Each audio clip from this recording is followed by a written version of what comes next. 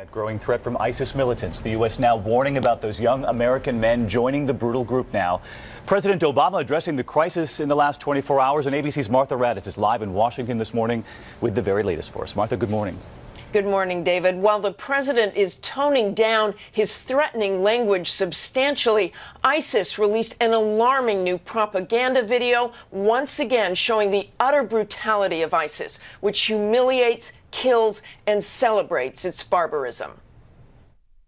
The captured Syrian soldiers, some 150, are stripped to their underwear, forced to march across the desert after ISIS fighters, their black flags flying, took control of a Syrian air base. A short time later, the video shows them lying dead, executed.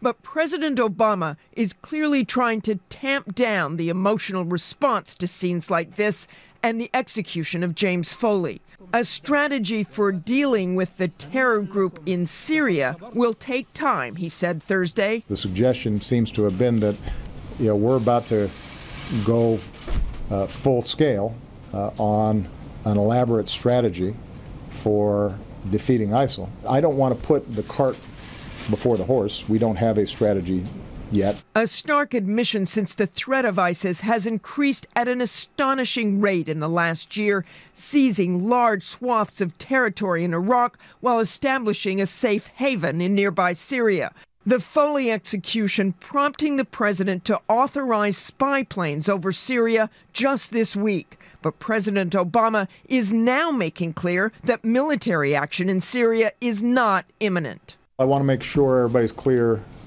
on what we're doing now, because it is limited.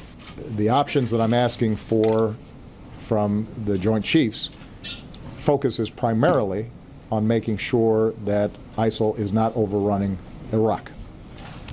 But the president's own Secretary of Defense says the threat from ISIS is imminent to every interest we have, and not just in Iraq, anywhere, David. And Martha, as you know, we were talking about this. I was just back from the Syrian border in Lebanon, documenting the children, the refugees. We'll have that on World News Tonight next week. But these violent skirmishes with ISIS, even there, is there any concern about this message to ISIS, to the world, that the president doesn't have a strategy yet?